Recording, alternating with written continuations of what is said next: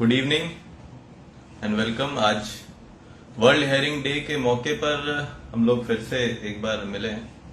तो आज का जो हम लोग का टॉपिक है वो WHO द्वारा बनाया हुआ एक वर्ल्ड हेयरिंग डे है, जो 3 मार्च को हर साल सेलिब्रेट किया जाता है, एक तरीके से कहें।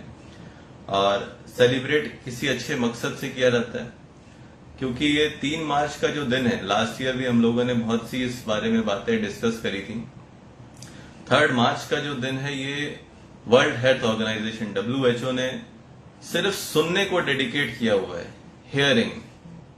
क्योंकि ये वन ऑफ द सेंसेस है, जो हमारी आईज है, देखने का सेंस है, सुनने का सेंस कान से, स्मेल का सेंस है नोज से, टेस्ट का सेंस है टंग से, टच का सेंस है ओवरऑल स्किन से। तो उसमें वन ऑफ द 5 सेंसेस ये हियरिंग है। और तब तक हमें इसका एहसास नहीं होता जब तक इसमें कोई कमी नहीं आ जाए। जितने भी सेंसेस हैं हम बेधड़क यूज करते हैं, बेझिझक यूज करते हैं, कभी नहीं सोचते कि इनका क्या रोल है हमारे जिंदगी में।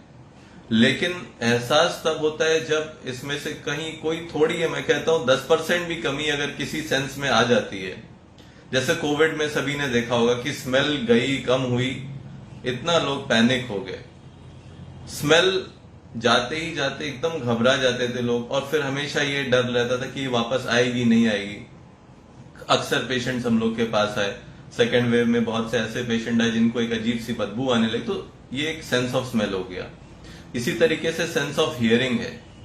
अच्छा, ऊपर वाले ने 2 कान दे रखे हैं, एक तो होता है एक कान से सुना, दूसरे से निकाल दिया। उसके अलावा भी 2 कान का फंक्शन है।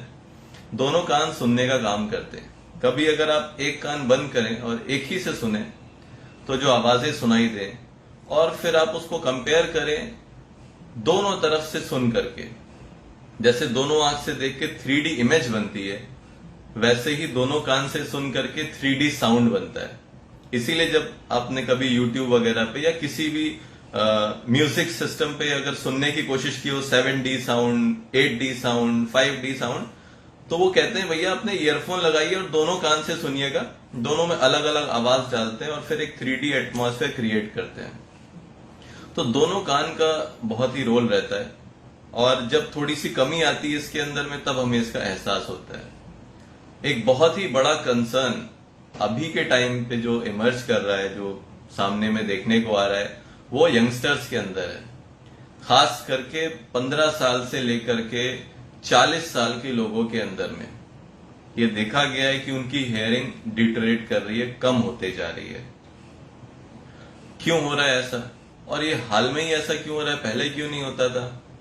अच्छा चलिए, बुजुर्गों के लिए माना कि एज के साथ में थोड़ा हेयरिंग कम होती है, ये एक नॉर्मल सी चीज है। जैसे बाल सफेद होते हैं वैसे हेयरिंग भी कम हो रही है, हम मान के चलते हैं। एज के साथ में थोड़ा हेयरिंग लॉस आता है।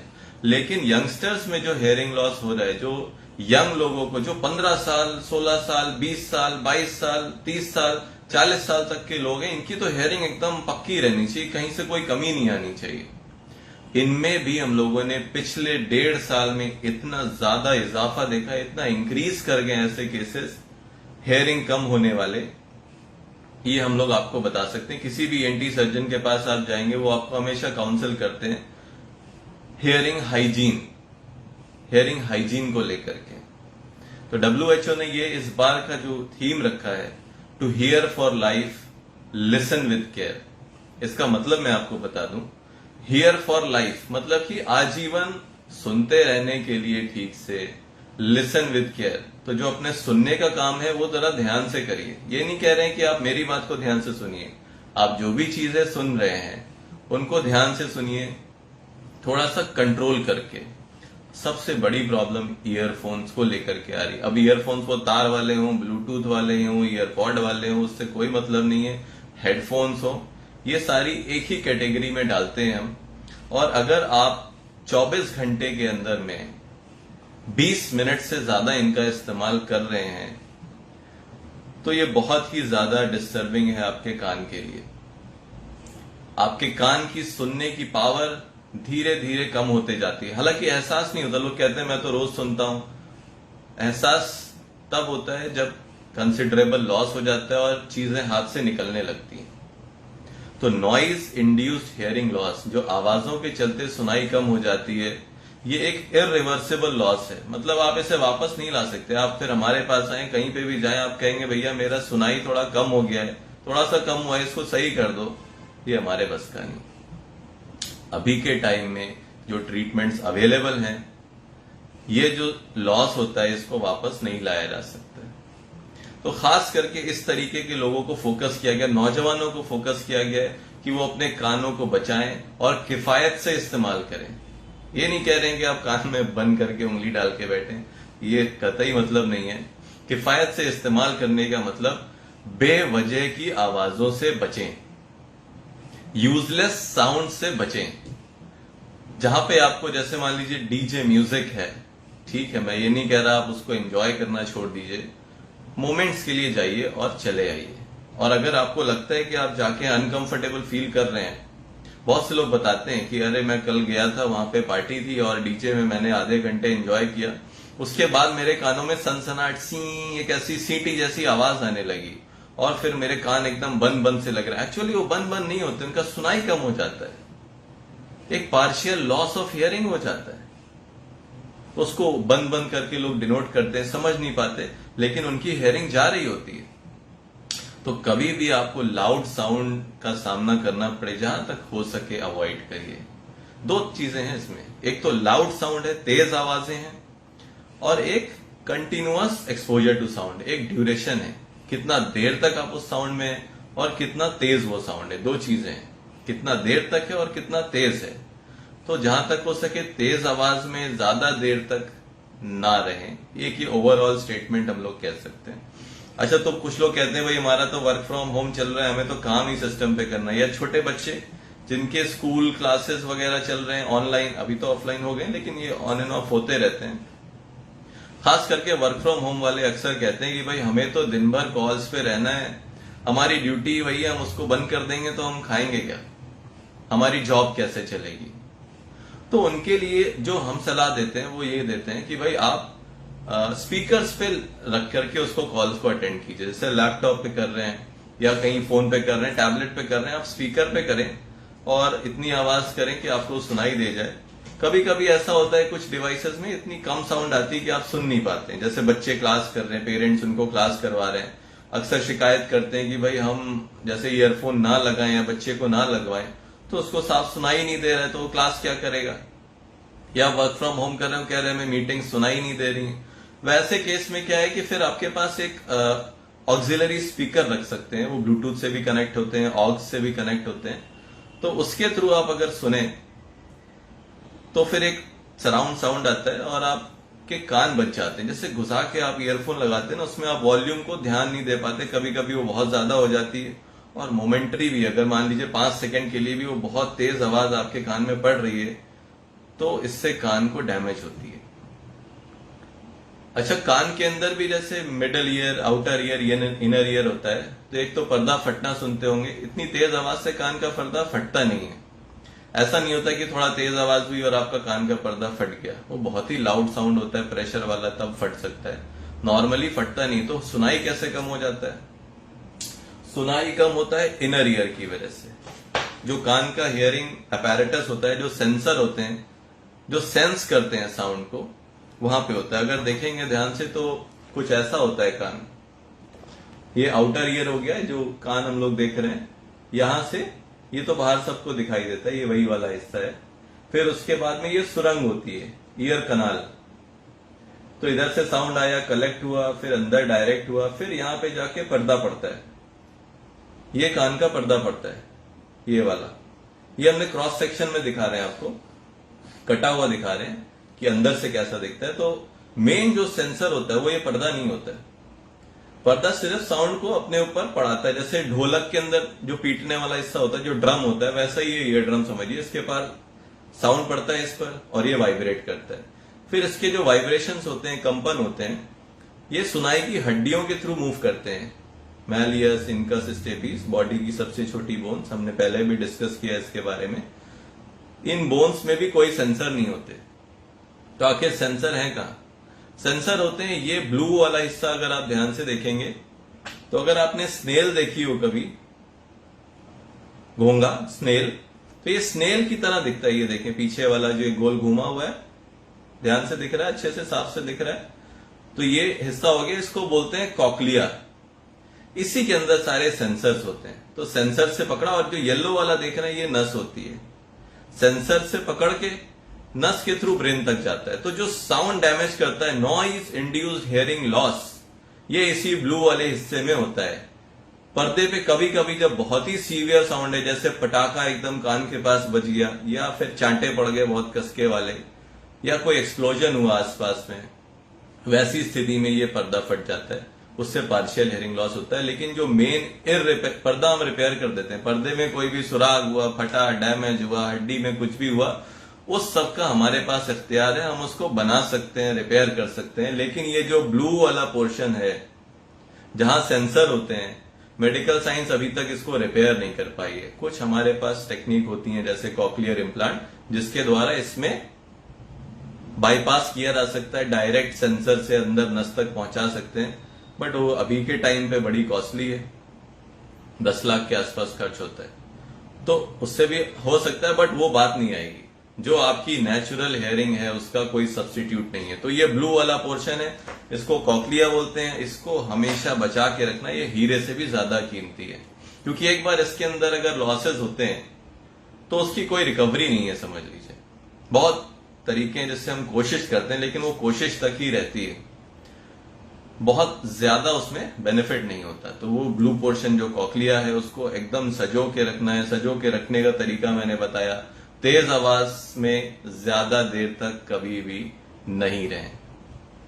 तो हेयरिंग लॉस जो होता है, हेयरिंग लॉस को अगर हम लोग मोटा मोटी कहें तो एक तो होता है करेक्टेबल, रिपेयरेबल, एक होता है इररिपेयरेबल, जिसका कोई समाधान नहीं हो सकता। तो जो करेक्टेबल हेयरिंग लॉस है उसका तो हम ट्रीटमेंट पे ध्यान देते हैं। जो इररिपेयरेबल हेयरिंग लॉस है, जिसकी कोई क्षतिपूर्ति नहीं है, जिसका कोई हर्जाना नहीं है, कोई भरपाई नहीं है, वैसे हेयरिंग लॉस को हम क्या कर सकते हैं? ट्रीट तो नहीं करेंगे, उसको हम बचा सकते हैं। सारी मेहनत जद्दोजहद इसी के लिए है कि भाई जो प्रिवेंटेबल हेयरिंग लॉस है और जो रेक्टिफाइबल नहीं है उसको प्रिवेंट किया जाए। इतनी देर से जो हम लोग नॉइज इंड्यूस हेयरिंग लॉस की बात कर रहे थे, तेज आवाजों से होने वाले हेयरिंग लॉस के बारे में बात कर रहे थे, वर्क फ्रॉम होम वाले लोगों के बारे में, या फिर जो म्यूजिक के शौकीन हैं, जो ज्यादातर म्यूजिक सुनना पसंद करते हैं, और उनमें से भी वो लोग जो तेज आवाज में लाउड म्यूजिक एंजॉय करना पसंद करते हैं। अच्छी बात है, मैं नहीं कह रहा बुरी बात है, लेकिन उसको बहुत ही ब्रीफ इंटरवल के लिए रखें, बहुत ही कम देर के लिए, कुछ मिनट तक रखें। और एक जो मैंने एक टाइम पीरियड बताया, दिन भर में 20 मिनट से ज्यादा नहीं सुने। और उसमें भी एक वार्निंग आती है, अगर आपने कभी फोन पे ध्यान से देखा हो, जब आप वॉल्यूम बढ़ाते हैं, पंप अप करते हैं, तो उसमें एक वार्निंग लिख के आती है। अगर आपने कभी ध्यान दिया हो, फोन पे अपने देखा हो, स्क्रीन पे वॉल्यूम बढ़ाते समय वहां लिख के आता है लाउड नॉइज में डैमेज योर ईयर, और आप उसको कटाक से अनदेखा करके वॉल्यूम बढ़ा देते हैं। बहुत ही घातक है, बहुत ही नुकसानदेह है। तो उस वार्निंग, वो तो फोन भी इतना समझदार है, तो हम क्यों नहीं बनते समझदार? तो हम लोगों को वॉल्यूम इतनी ही रखनी चाहिए कि आपको बीट सुनाई दे जाए, आपको बेस सुनाई दे, आपको ट्रेबल सुनाई दे, हर तरीके के इंस्ट्रूमेंट सुनाई दे, और जो गायक गायिका है उनकी आवाज सुनाई दे। आपके कान को छुभे नहीं आवाज। लाउड म्यूजिक एंजॉय करना सभी को अच्छा लगता है, तेज गाड़ी चलाना सभी को अच्छा लगता है, लेकिन एक्सीडेंट से सब डरते हैं। यही हाल म्यूजिक का भी है। अच्छी बात है, बहुत मजा आता है, लाउड लाउड लाउड, जितना लाउड आप म्यूजिक सुनेंगे उतना ही आपको वो इन्फ्लुएंस करती है। देखते होंगे हार्ट बीट तेज हो जाती है, लेकिन बेचारे कान का क्या कसूर है, उस पर इतना जोर नहीं डालें। तो वॉल्यूम को उतना ही रखें कि आपको सब बीट सुनाई दे जाए। तो आप पूछेंगे ना कि कितना तेज वॉल्यूम रखें, वही बता रहा हूं, इतना रखें कि आपको सारी बीट्स मिल जाएं, लेकिन इतना ना रखें कि फिर उससे ज्यादा पेनफुल होने लगे और आपको आगे चल के लॉस होने लगे। और time limit 20 minutes. Payal Sahay ji का सवाल है कि how to clean the kids ear. अभी हम लोगों ने लास्ट टाइम जब लास्ट संडे ऑफ फरवरी में बात की थी, जनवरी में बात की, तो इस बारे में हम लोगों ने डिस्कस किया था कि बच्चों के कान कैसे साफ करें। ये हर माँ का, हर पिता का ये प्रॉब्लम रहती है। हर माँ बाप ये सोचते हैं भाई बच्चे का कान कैसे साफ हो जाए, क्योंकि बड़े नहलाते धुलाते एकदम चमकाते हैं बच्चे को, उसके बाद वो सोचते हैं कि कान गंदा कैसे रह जाए। तो कान साफ करने के बारे में हम लोग फिर से थोड़ा रिकॉल करेंगे कि कान साफ करने की कोई भी जरूरत नहीं है। नंबर एक, नेचुरल मैकेनिज्म दिए रहते हैं ऊपर वाले ने जो कान को अपने आप क्लीन करते हैं। सबसे इंपॉर्टेंट होता है स्किन का मूवमेंट। जो कान की स्किन है अंदर की, जहां पे ये गंदगी बनती है, गंदगी ना कह के अगर हम इसे वैक्स कहें तो बेहतर है, जहां पे ये वैक्स बनता है वो स्किन मूव करती है और अपने आप वैक्स बाहर आते रहता है। अपने बच्चे को ये जरूर बोलें कि बेटा खाने को बहुत चबा के खाइए। खाना चबाने से कान की सफाई का क्या लेना देना है। अपने कान में उंगली डालें दोनों तरफ, जितना अंदर जा सके डाल के देखिए और ऐसे ऐसे मुंह चलाइए। उंगली पे कुछ गुदगुदी फील होगी, कुछ मूवमेंट्स फील होंगे। कान में उंगली डालिए जितना अंदर जा सके और मुंह चलाइए। तो कान पे जो गुदगुदी फील हो रही है, यही गुदगुदी उस वैक्स को भी पड़ती है और ये उसको निकालने में काम करता है। जितना बढ़िया से खाना च्यू करेंगे बच्चे, उतना ही आसानी से ये मूवमेंट बाहर की तरफ होगा और ये वैक्स अपने आप एक बार में ऐसे ढेले ढेले नहीं गिरता है, थोड़ा थोड़ा करके वो बाहर आते रहता है। स्मॉल अमाउंट्स में वैक्स बाहर निकलते रहता है और जितना आपकी अप्रोच में उंगली से हो उसको आप साफ कर सकते हैं। आपको पूरा अधिकार है। अंदर में तीली वीली, सुई, चाबी, माचिस, टूथपिक, हेयर पिन, कॉटन बड, इस तरह की किसी भी चीज का प्रयोग ना करें। कान में बच्चे के, बड़े के, किसी के भी नहीं डालें। आप कहेंगे अभी तक हमारे सवाल का जवाब नहीं मिला, बच्चों के कान कैसे साफ करें। तो कान, सबसे बड़ा जवाब ये है कि कान आपको साफ नहीं करने। अब ये मत कहिए कि हमें साफ करना है, हमें भी साफ नहीं करने, किसी को भी कान साफ नहीं करने।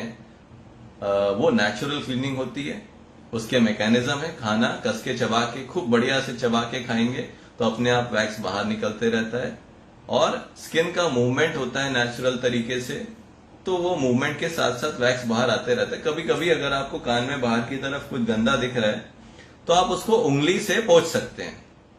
उंगली में कॉटन लगा के, उंगली में कोई अगर साफ क्लॉथ है, बनियाइन का कपड़ा है या कोई रुमाल का कपड़ा है, उससे आप उसको साफ कर सकते हैं उंगली से। कोई उसमें तीली वीली नहीं लगाए प्लीज। तो ऐसा आप इसको क्लीन कर सकते हैं। और जो बचा हुआ वैक्स है वो बड़ा ही फायदे का होता है, वो आपके बच्चे के लिए बड़ी हेल्प करता है। हमारे पास बहुत से बच्चे आते हैं जिनके कान में किसी के दाना चला गया, लैया चली गई, चना चला गया, मूंगफली चली गई, यहां तक कि हमने बच्चों के कान से कॉकरोच के बच्चे तक निकाले हैं जी। तो ये जाते कैसे हैं? ये रास्ता खुला हुआ है, सुरंग के अंदर चले जाते हैं। तो इसको एकदम क्लीन साफ नहीं करना है। वो जो वैक्स होता है उसके अंदर एक स्मेल आती है, एक पंजेंट स्मेल आती है। ये हमारे लिए नहीं है, ये स्मेल उन कीड़ों के लिए है ताकि वो कीड़े अंदर नहीं जाने पाए। तो उसका प्रिवेंटिव रोल रहता है। दूसरा, पानी भी अंदर, बहुत सारे फायदे होते हैं इसके वैक्स के। फिर इधर से एक और हम लोग के पास क्वेश्चन आया हुआ है, any exercise for years. Exercise सबसे जरूरी है कि आपको तेज आवाजों से बचना है। दूसरी, बहुत से लोगों को क्या होता है, कान के पर्दे में खिंचाव की प्रॉब्लम होती है। उन लोगों के लिए एक एक्सरसाइज होती है। आप हम लोग का यूट्यूब चैनल देखेंगे, उसमें वालसालवा एक्सरसाइज, वालसालवा कसरत नाम से दिया हुआ है। एक छोटा बच्चा बड़े प्यार से समझाता है कैसे करना है इस कसरत को। तो जिन लोगों के पर्दे में खिंचाव आने की प्रॉब्लम रहती है और अक्सर जुकाम से प्रॉब्लम रहती है, नोज ब्लॉकेज रहती है, रनिंग नोज रहती है, उन लोगों के कान पे खिंचाव, नेगेटिव प्रेशर बनने की प्रॉब्लम रहती है, उनको वालसालवा एक्सरसाइज फायदा करती है। सेकंड एक्सरसाइज खाने को च्यू करने की। अगर आप च्यू प्रॉपरली करते हैं तो फिर कान की कसरत होते रहती है। कान को तेज आवाजों से बचाना, ये भी उनकी एक कसरत है, उनको बचा के रखिए। फिर नेक्स्ट क्वेश्चन हम लोग लेते हैं, how to manage. Mirza Irfan Sahab है, इनका सवाल है how to manage tinnitus. Tinnitus जो लोग नहीं जानते मैं उनको बताऊं, एक टर्म है इंग्लिश का, एक साइंटिफिक टर्म है कान में बजने वाली सनसनाहट, घंटी जैसी आवाजों के लिए। बहुत से लोग को ये आवाजें बहुत परेशान करती हैं और ऐसा कोई नहीं होगा जिसने कभी इस तरह की आवाजें सुनी नहीं हो। बहुत सन्नाटा है, अगर एकदम शांत वातावरण, एकदम सन्नाटा पड़ा हुआ है, तो फिर एक झिंगुर जैसी आवाज जो आती है, कोई भी झिंगुर आसपास नहीं है, आपका घर एकदम साफ है, वैसे में भी अगर झिंगुर जैसी आवाज सुनाई दे रही है, वही टेनिटस होती है। और भी तरह के टेनिटस होते हैं, किसी किसी को बीप टी इस तरह का सी, साए साए, सनसनाहट, झिंगुर जैसी आवाज, हवा चलने की, किसी को पानी बहने की, तरह तरह की आवाजें लोगों को सुनाई देती हैं और इस कंडीशन को टिनिटस बोलते हैं। कोई बीमारी नहीं है। जैसे बुखार, अंग्रेजी में उसको फीवर कहते हैं। बुखार कोई बीमारी तो नहीं है, किसी किसी बीमारी में फीवर आ जाता है। वैसे ही ये टेनिटस है। टेनिटस कोई बीमारी नहीं है। कभी ये मत सोचिए मुझे टेनिटस हो गया, बीमारी हो गई। This is not a disease. तो टेनिटस एक कंडीशन है, जैसे बुखार एक कंडीशन होता है वैसे टेनिटस एक। कानों में सनसनाहट आ रही है, ये किसी किसी कंडीशन में होती है।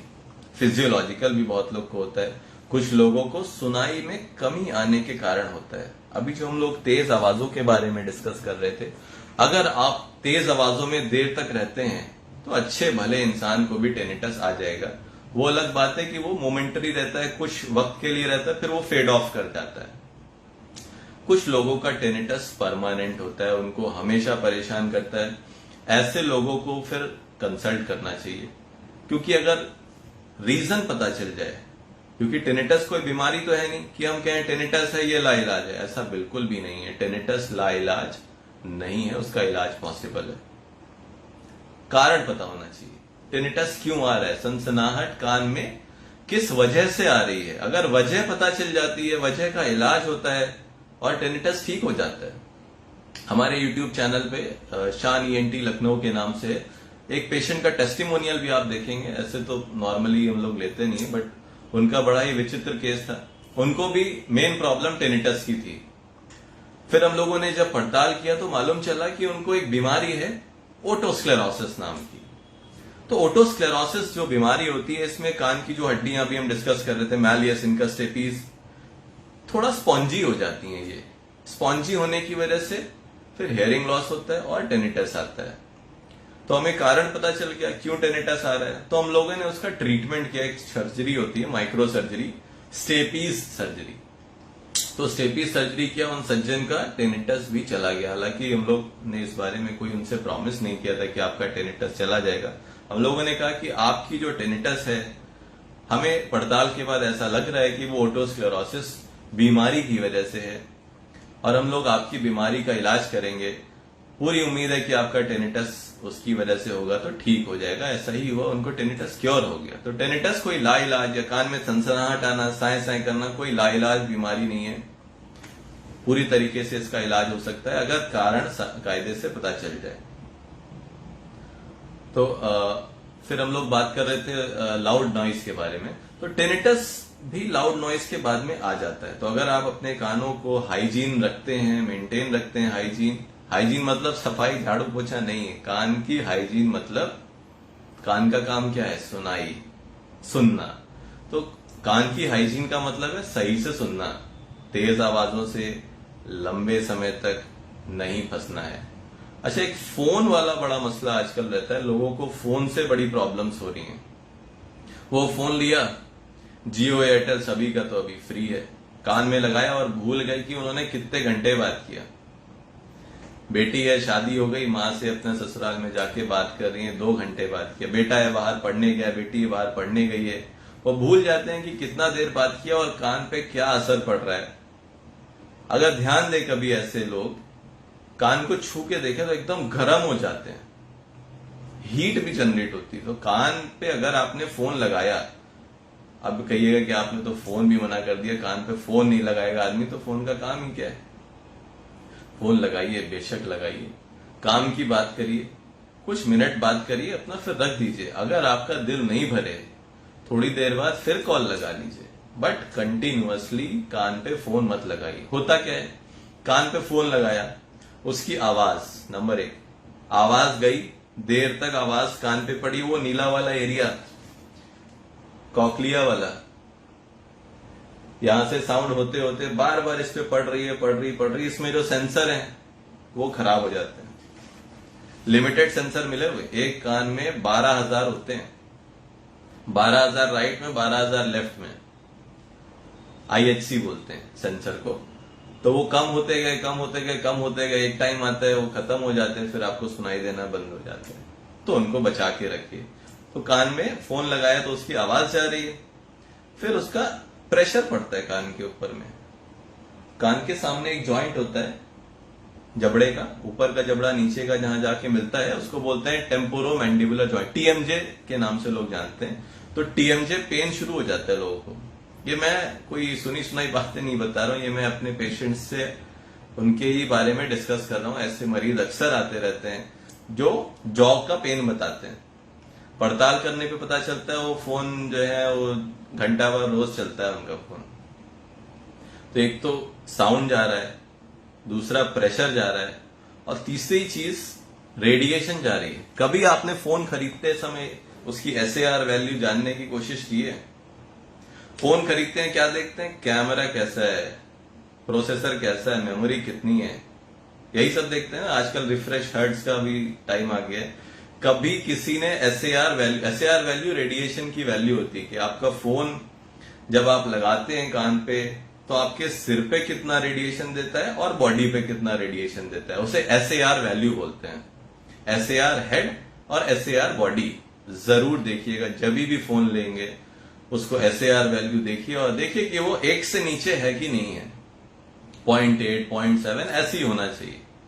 तो फोन लेते समय सब चीज देखिए, मैं नहीं कह रहा हूं आप कैमरा नहीं देखिए, आप देखिए, जरूर देखिए, लेकिन साथ में एसएआर वैल्यू भी चेक करना बहुत जरूरी है। तो फोन की एसएआर वैल्यू 1 से कम रखना है, 0.8 से भी कम रखिए तो और अच्छा। जितनी एसएआर वैल्यू जितनी कम रहेगी उतना ही आपको रेडिएशन से होने वाला नुकसान कम रहेगा। तो एसएआर वैल्यू फोन की जब भी लें तो कम रखना है। तो रेडिएशन, प्रेशर, साउंड, एक और चीज रह गई, चौथी चीज आप खुद ही सोचिए। कान पे फोन लगा रहे हैं, क्या क्या हो सकता है? चौथी चीज है हीट। गर्म हो जाता है कान, गर्म होकर के फिर ये पूरा एरिया सेंसिटिव हो जाता है, इतना एरिया भारीपन लगेगा, लगेगा किसी ने चाटा मारा हुआ है, बट ऐसा तो नहीं है।